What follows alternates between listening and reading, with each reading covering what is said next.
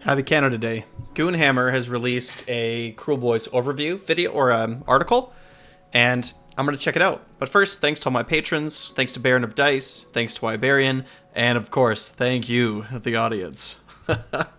Yeah, I don't know. How about just thank everybody?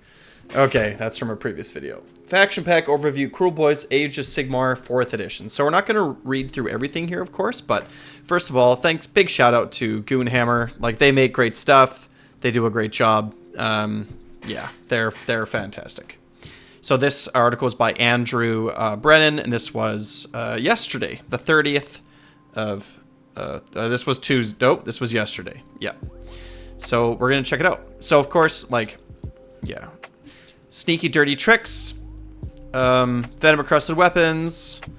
I mean, they just sort of say what they are, and we all know what they are. Yeah.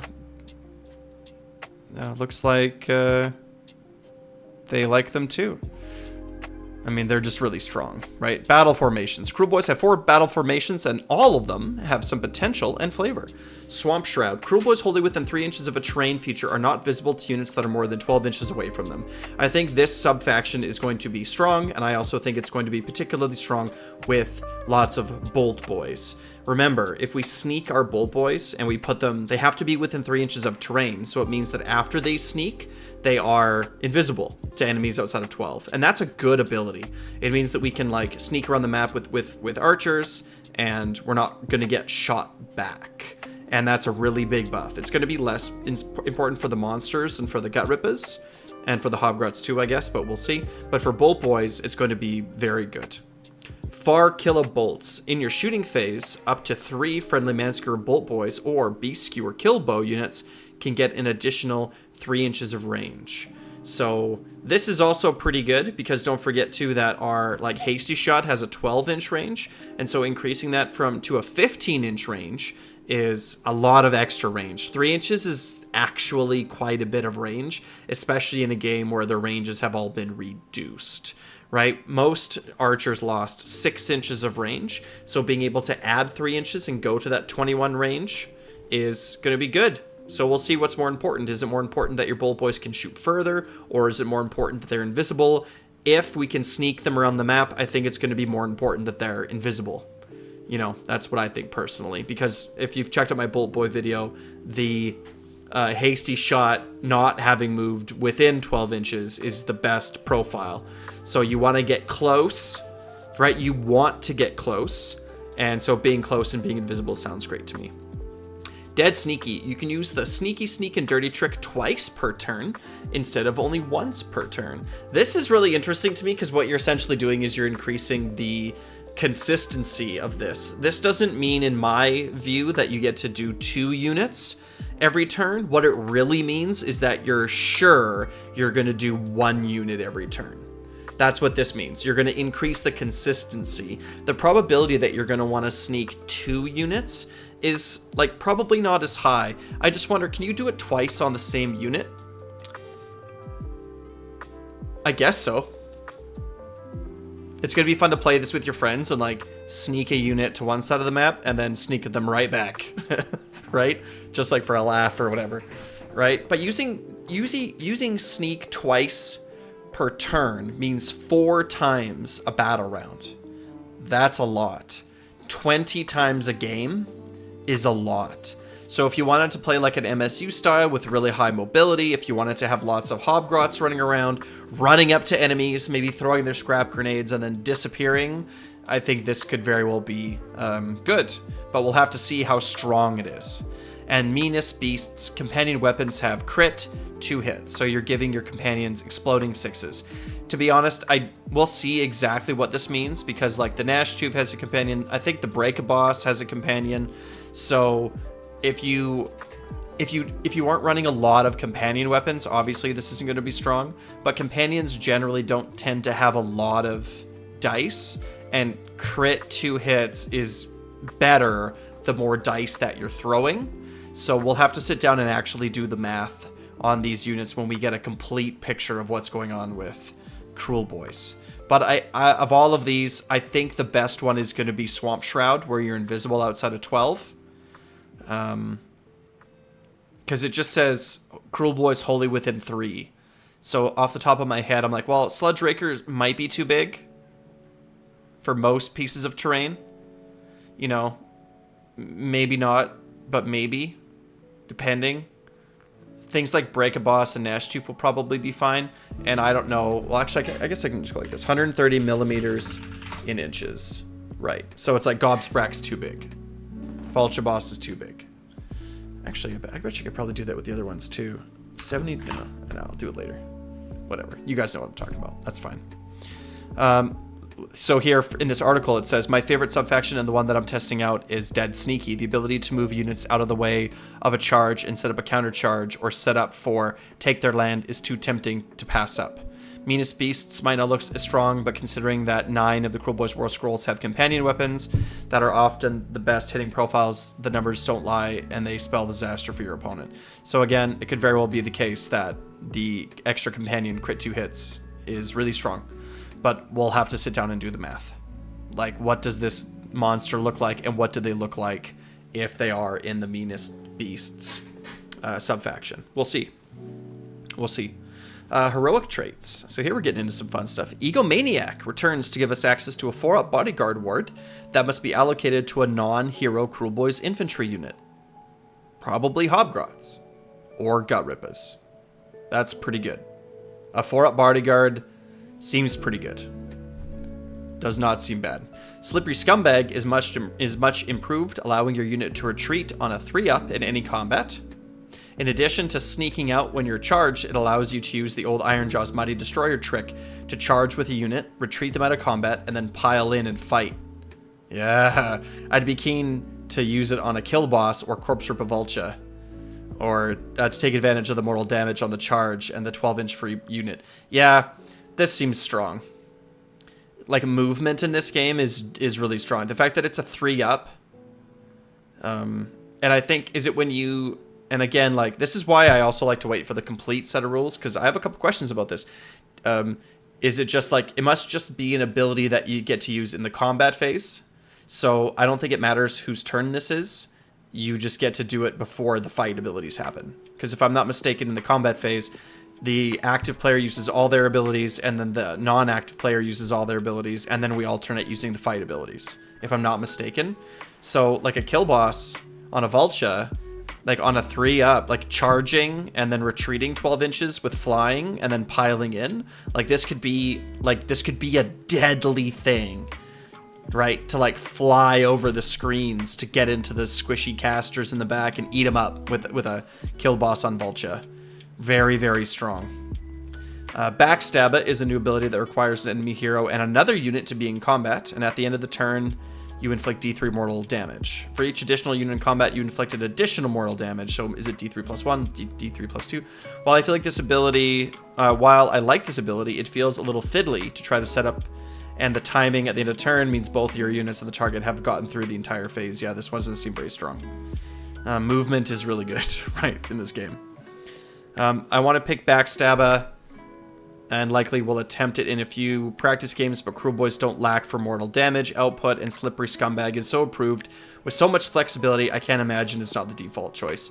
I tend to agree. Like I said, like moving is really, really powerful, right? Just in general. So if you can move with Slippery Scumbag, you know, like even on a, you know, Gnash Tooths are pretty fast. Gobsprack can't take this, but, you know, there's going to be some pretty good options here. Like, oh man, that's going to be so fun. Oh, I can't wait. Move in, and then it's gonna be great. The kill, I've always really wanted the kill boss on Vulture to be good. Always, I would love to do a list where it's like Gobsprack, kill boss, Sludge Raker, and you're just like boom, monsters. Wow, it's great. Big fan. It's a nice looking kill boss there. I like that it's a Vulture companion there. Artifacts of Power. Once again, we see 2 returning artifacts with a new artifact. Eyebiter Ash, once per battle in the combat phase. I do not like once per battle artifacts of power. Pick a single unit in combat with this unit and subtract 1 from hit and wound rolls for the rest of the turn. While it keeps a once per game qualifier, it is very much improved by removing the die roll and adding the negative to wound. Like, okay. Like, it is once per battle, but -1 to hit and -1 to wound can be pretty impactful. Doesn't matter if they have strike last, though. Right? If they have strike last, and if they have -1 to hit already, right? Cruel Boys have a lot of debuffs, and so this once per battle debuff doesn't feel necessary. Let's keep reading. Mork's Eye Pebble. Once per battle, your opponent declares an attack, so it's a reaction. But again, it's only once per battle. For the rest of the turn, friendly Cruel Boys have a 5-up ward until the end of turn. A 5-up ward is a pretty strong ward. Your opponent declares an attack. So this would probably be after you failed Noisy Racket. You rolled Noisy Racket, it failed, you have 20 Gut Rippas, now they have a 5-up, and maybe -1 to hit. This is better. I would rather, I think, have a 5-up ward. I think it's more complementary to the suite of buffs and debuffs that we already have in the army, so I feel like this one is probably better. Swamp Staff is a passive. If this unit is not a wizard, it can use the Unbind ability as if it had Wizard 1. It can unbind.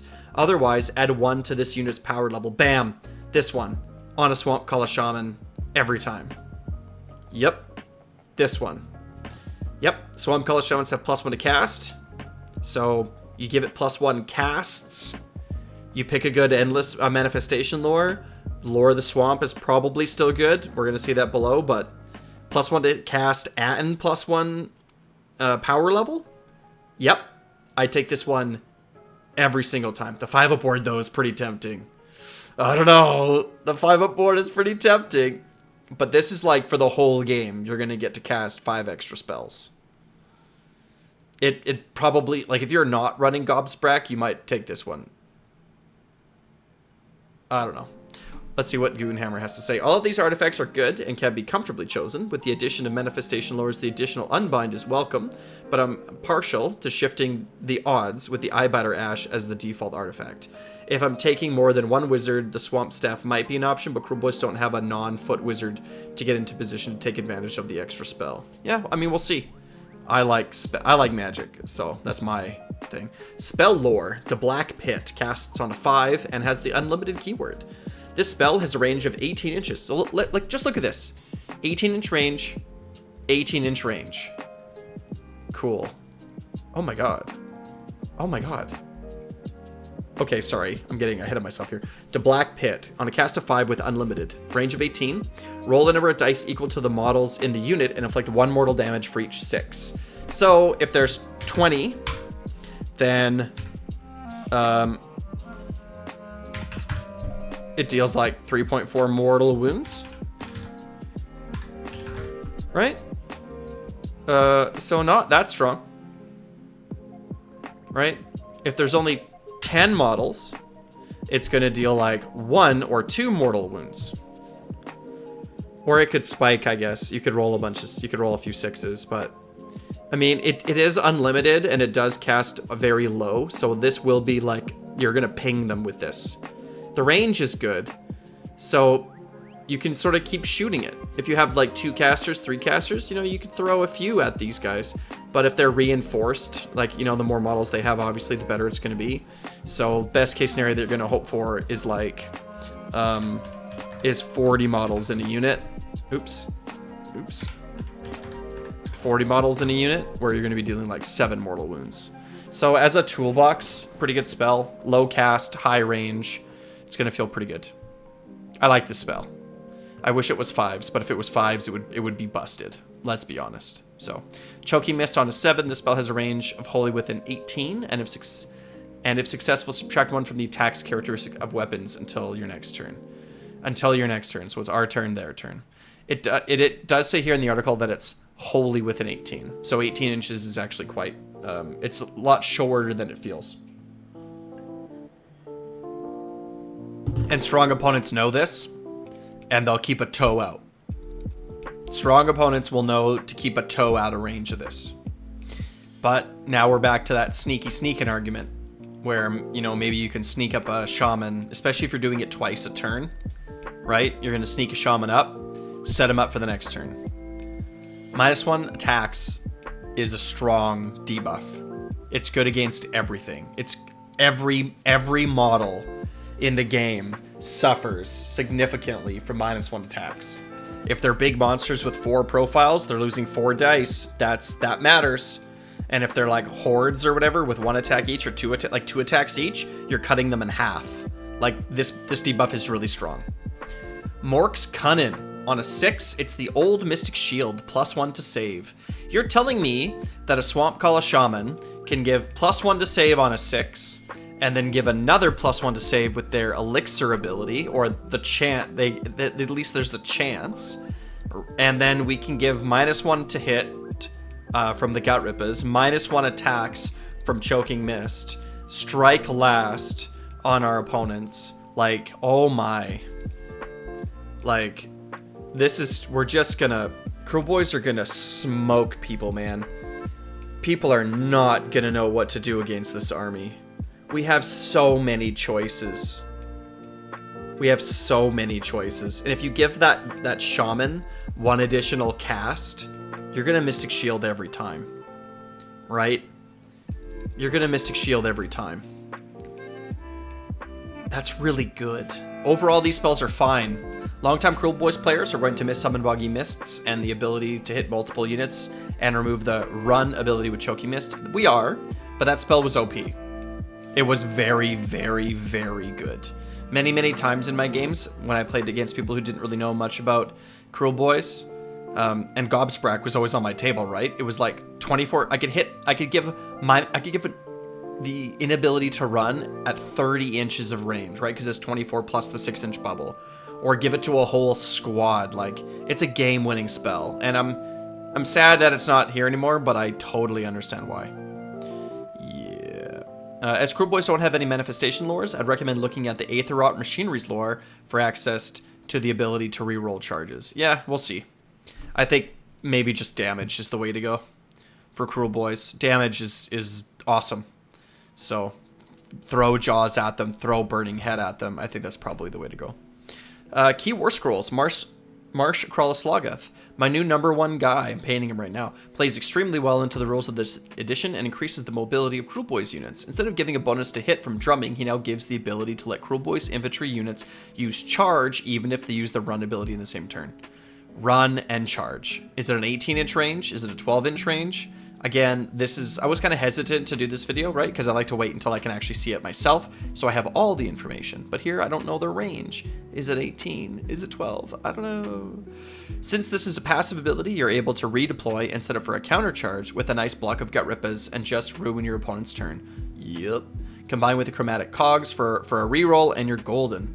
There is a weird combination where you run 2 of these, 2 Bregabosses, and a ton of Gut Rippers, and just see how many models come off the table. Yeah, that sounds about right. Kill a boss on Corpse Ripavulcha with a 12-inch move, excellent, and 14 wounds. This unit remains a bully in the 1st degree that doesn't rely on setup shenanigans to move around. It's true. Commanding View has been changed to allow a unit of Gut Rippers a 4-inch minimum move instead of a reroll. This must be on a redeploy. He has a Rampage that allows you to roll a die for the unmodified charge roll, and for each 4, inflict a mortal damage on a unit. That's good. You know, like you charge in, the average is going to be 7, and so the average there is going to be like 3 or 4 mortal wounds. 3 or 4 mortal wounds on the charge is good. And if you spike this bad boy, that could be pretty strong. If you roll boxcars, and then, you know, you could get like 10 mortal wounds off sometimes. That could be nuts. But 3 or 4 is still solid. The real sauce is the combination of a few different abilities and how they interact in the core rules. If you give him the Slippery Scumbag command trait and you charge in, retreat and move 12 inches, and then pile into another unit in combat, afterwards you can power through to move again. Yeah, this is what I always wanted from him. I wanted him to be able to like essentially the Kill a Boss and Corpse Ripavulcha to me always struck me as a cavalry piece, like a monster cavalry. He's not like an anvil monster, right? He's like a swoop around the sides and get ya. So if he can like, you know, charge, right? And then he can slippery scumbag and power through, like he's gonna be where you want him to be. His only problem is how big of a base that he is, but at least he's not a Gobs or a Gordrak or a Mega or a Maw Crusher base, right? So Swamp Boss Scumdrack, like the traditional Sludge Raker, this unit has lost the ability to enhance crit mortals, but has gained a few other abilities. This unit was a Sludge Raker that couldn't take advantage of enhancements, with a weird and thematic bet mechanic for a triumph. Now, his counting crew of Hobgrots get crit mortals while they are wholly within 12 inches of this unit. So reinforced Hobgrots. Oh my god. Like, reinforced Hobgrots? There's a venom-encrusted weapon target, right? There's 20 of them. It doesn't matter if they have crit mortals, it doesn't matter what their profile is. If there's 20 of them, you're dealing like 6 or 7 mortal wounds. Huh. Additionally, all Hobgrots get an additional +1 to wound with their Slittas against the bet target for the entire game. His last targets monsters in combat and inflicts mortal damage based on how much damage the target has. Cool. Looking forward to this. I was hoping that there would either be a way to give Hobgrots crit mortals, because like I said, it's like if there's 20 of them, like you can throw out some mortal wounds. Right? With venom encrusted weapons. Like you can throw out some mortal wounds. This is if they have 1 dice each. If they have 2 attacks each, like if they have 2 attacks each, and they have venom encrusted weapons and crit mortals, and they're dealing 13 mortal wounds, they're Hobgrots. They're Hobgrots.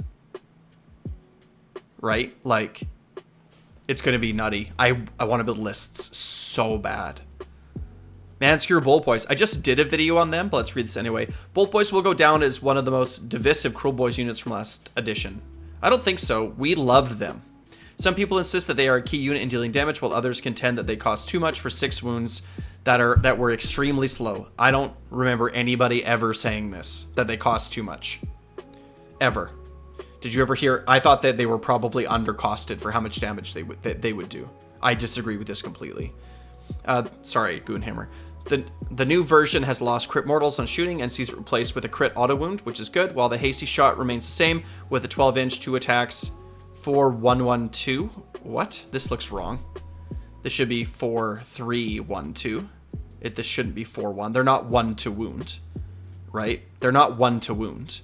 The aim shot has 18-inch range and now 3 to hit, 3 to wound, 2 rend, 2 damage. Yep. Unlike before, you were able to select what shot you're using from the unit, so the effective range of the aim shot is 23 inches, right? This is a move and then aim shot. If you don't move or